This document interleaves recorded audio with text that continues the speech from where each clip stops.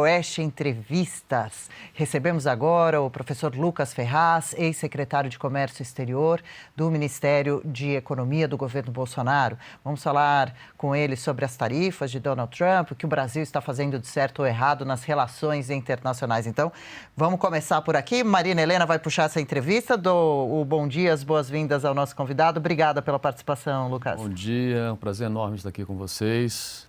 Prazer nosso. Falando de um tema tão importante, né, e tão atual. E com tanta repercussão no mundo todo, né? Lucas é um craque, gente. Para você que está aí de casa e não sabe, então a gente vai ter uma boa aula aqui. Para começar, Lucas, eu queria que você falasse um pouco das tarifas do Trump anunciadas. A gente está vendo aí um banho de sangue no mercado, comportamentos divergentes entre países, né? A gente viu aí o Milei, que foi o primeiro a negociar e zerou todas as tarifas. Por outro lado, a gente viu agora a China retaliando. Então, o Trump tinha anunciado 34% de tarifas em relação à China, e a China agora veio também com outras tarifas de 34%.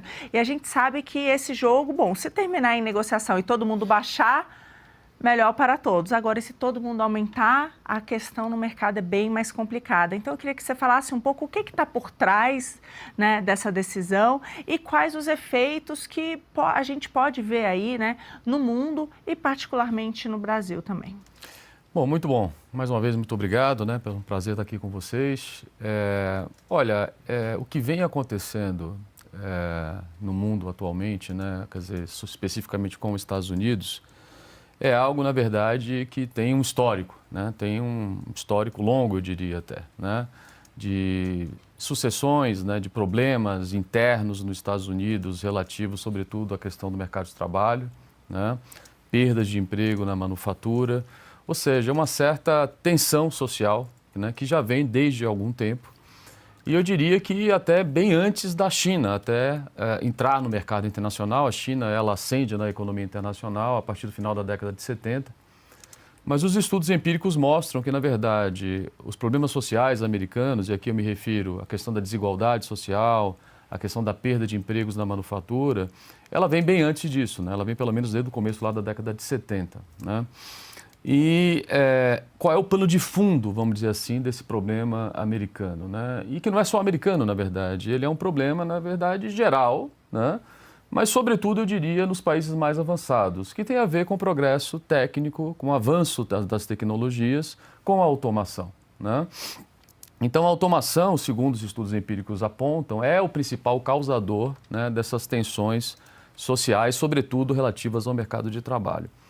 E por que todo esse problema, digamos, todo esse barulho, né, nos Estados Unidos, a gente não observa algo semelhante, por exemplo, no Canadá, a gente não observa algo semelhante na Europa, no Japão, que também são países desenvolvidos.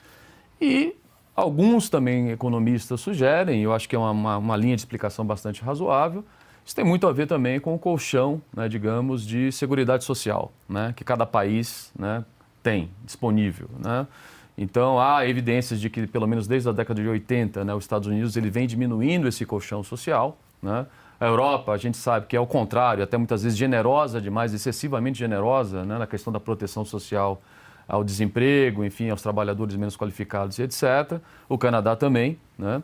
Mas os Estados Unidos, ele de fato, no relativo, ele tem um pouco, digamos, ou até bastante, né, essa questão da vulnerabilidade social mais forte, né, da questão do desemprego e da pouca qualificação e etc. Então, o problema é muito concentrado no chamado trabalhador blue collar, né?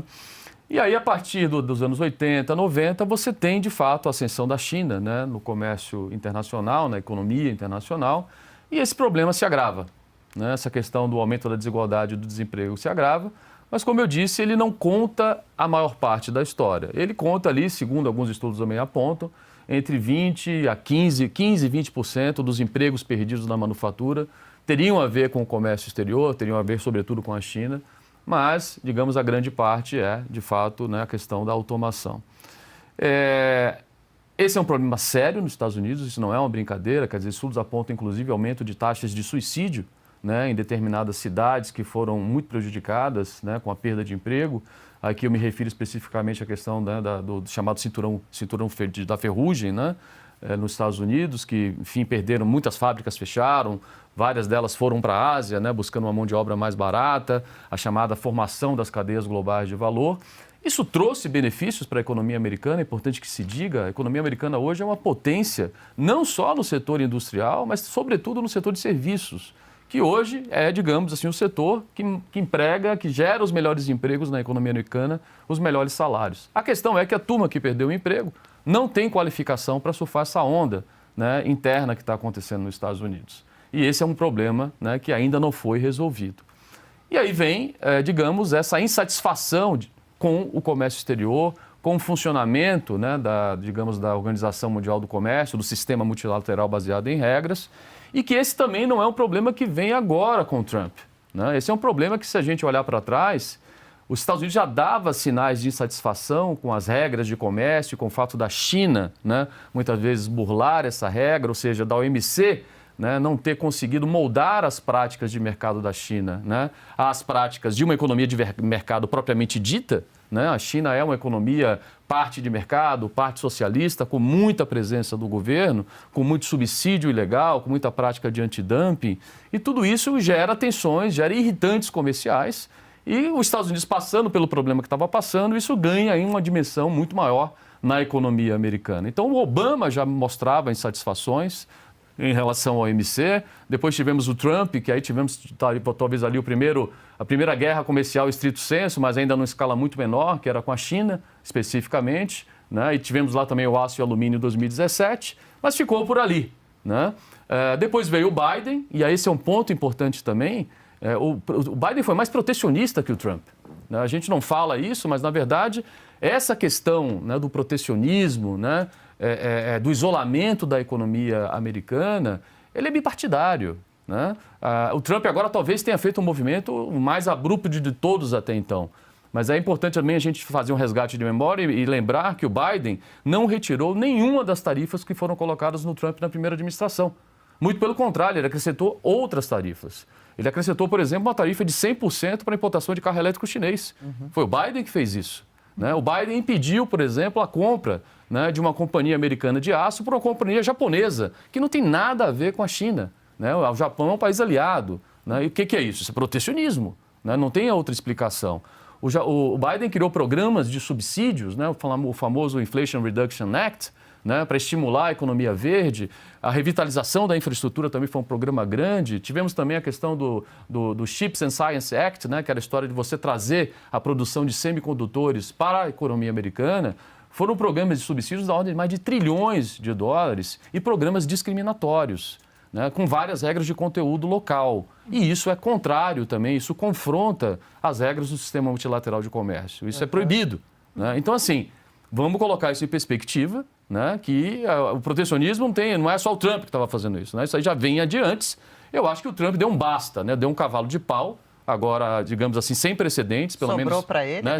Nem sem precedentes, desde que pelo menos a OMC foi criada, né, o GATT foi criado, melhor dizendo, a OMC foi criada, né, em 94, o GATT em 47, e com os anúncios das tarifas de ontem, os Estados Unidos hoje tem uma média tarifária que supera, inclusive, o pico tarifário histórico de 1930. Eu ia falar, a gente mostrou esse gráfico, a gente voltou para 30. Voltamos para 30. Tirou todas as reformas de abertura do Reagan, foi realmente uma mudança muito mais abrupta do que qualquer outra. Lucas, eu queria trazer só mais uns pontos também para você comentar para a gente, por favor. Algumas declarações que a gente viu na imprensa, por exemplo, que Trump teria dito: Casa Branca manda recado ao Brasil após o tarifaço. Sufocam a economia dos Estados Unidos, se isso é um exagero. Também William Vac comentou recentemente no seu programa: Trump não percebe o buraco que cavou para si. Será? Aí eu digo, esses 10% que apareceu na nossa lista, né? É uma boa vantagem, pode se considerar, perto da tarifa que os outros foram impostos, né? E aí, aqui no Brasil, Lula fala em dar uma resposta, ajudar a economia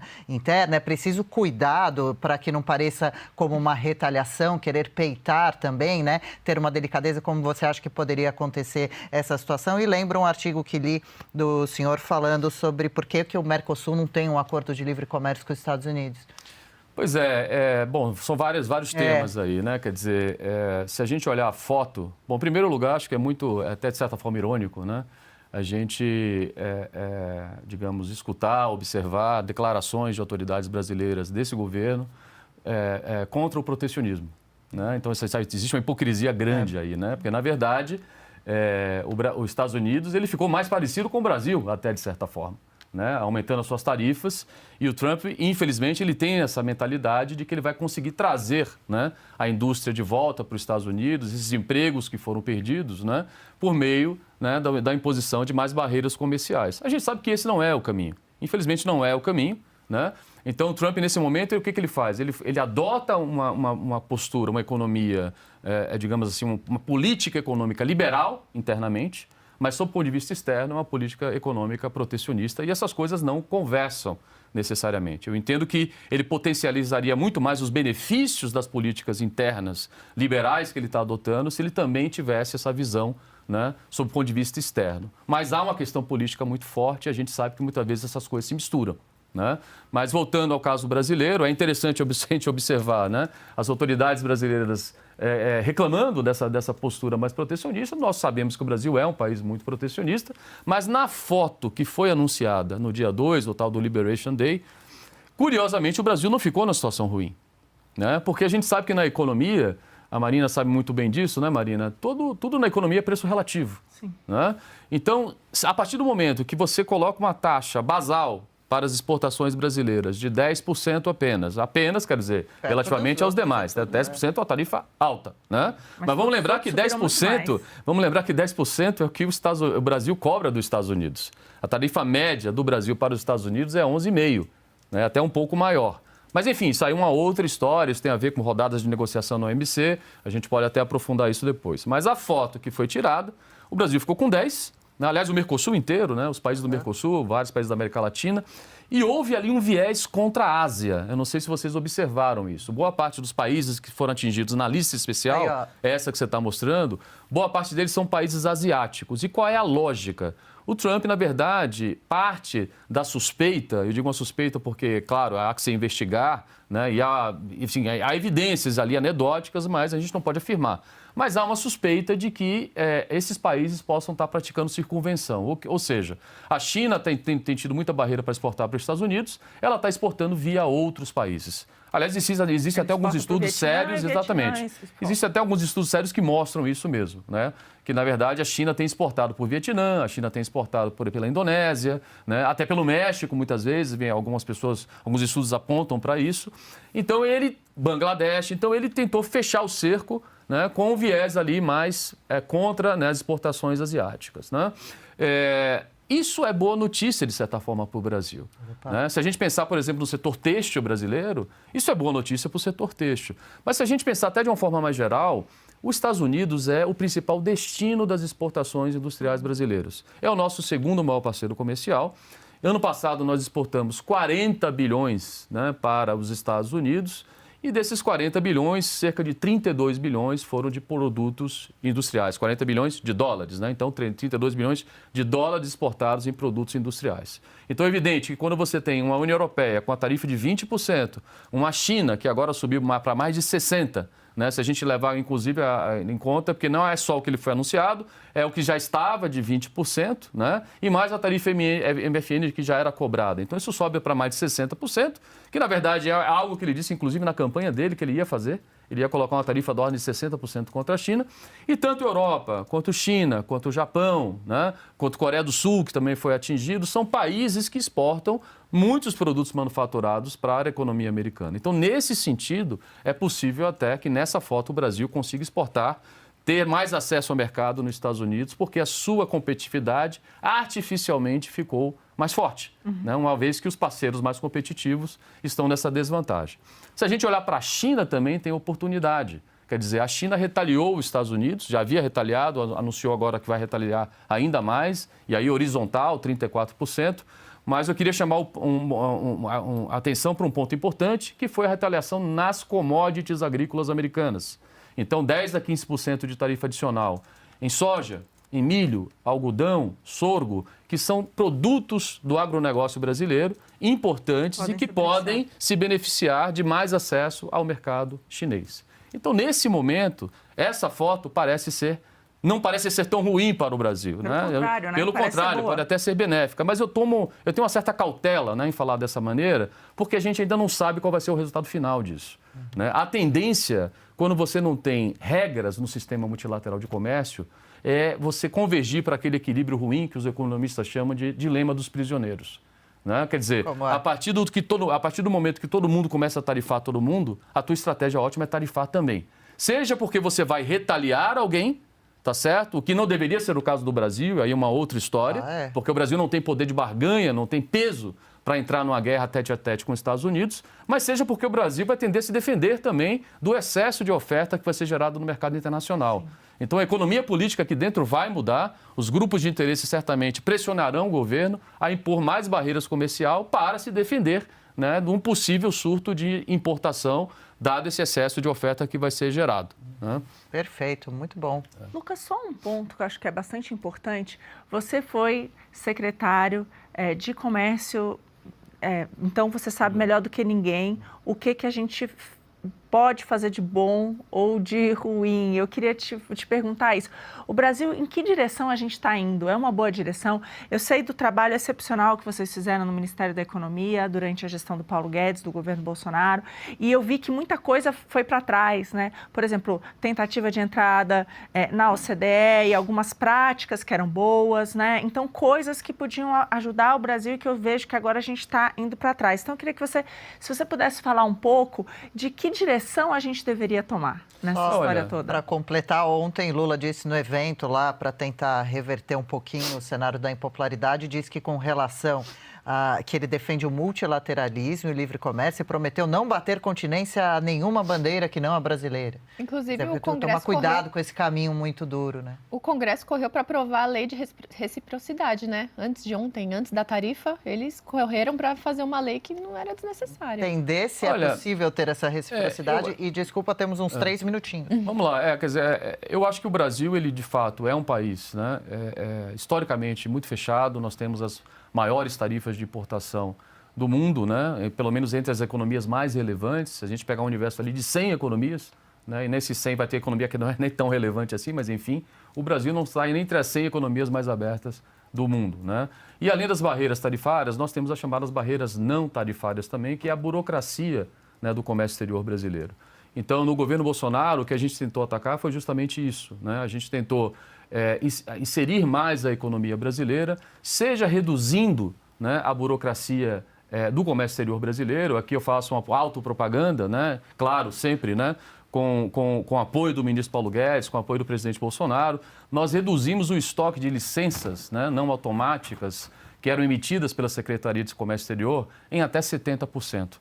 Foram mais de 600 mil licenças de importação que eram totalmente desnecessárias e que impediam as importações, não só dos Estados Unidos, mas do mundo inteiro, né? Produtos entrarem no Brasil, dificultando a vida do operador de comércio. Né? Nós reduzimos a TEC, a tarifa externa comum, em 20%. Foi a primeira vez que a TEC brasileira foi reduzida, a TEC do Mercosul, desde que o Mercosul foi criado em 1994. Nós concluímos o acordo Mercosul-União Europeia. Nós concluímos o acordo Mercosul-EFTA, nós concluímos o acordo Mercosul-Singapura. E vocês devem estar se perguntando, mas esses acordos não foram reanunciados agora? A palavra correta é essa, eles foram reanunciados, porque eles já estavam concluídos. E evidentemente que o governo que entrou, o governo de 2023, precisava de um acordo para chamar de seu. Né? Então, no caso do acordo Mercosul-União Europeia, as negociações foram reabertas a pedido do governo brasileiro. Né? Foram movimentos que foram colocados na mesa adicionais, cosméticos, mas, na minha opinião, foram movimentos ruins. Né? Por exemplo, o caso dos automóveis elétricos, o consumidor brasileiro agora vai ter que esperar 18 anos para comprar um carro elétrico europeu, né, sem pagar a tarifa de importação. E isso num governo que se diz favorável à transição energética, né, a aceleração da transição energética, preocupado com o meio ambiente. Né? Tem salvaguardas agora também para o setor automotivo, tem a possibilidade do governo taxar a exportação de minerais críticos, né, para tentar gerar mais valor agregado. Me lembra um pouco aquela história de você taxar a soja brasileira para ver se a gente consegue industrializar mais a soja. Ou seja, punir, de fato, o agronegócio, o agro que é um campeão de competitividade, que é um campeão de eficiência, né, para você tentar artificialmente criar vantagens comparativas que o Brasil ainda não tem. Então, acho que foi um movimento correto no sentido de internacionalizar mais a economia brasileira, mais acordos comerciais, menos burocracia comercial. E o que a gente observa, infelizmente, nesse governo atual é um movimento totalmente ao contrário.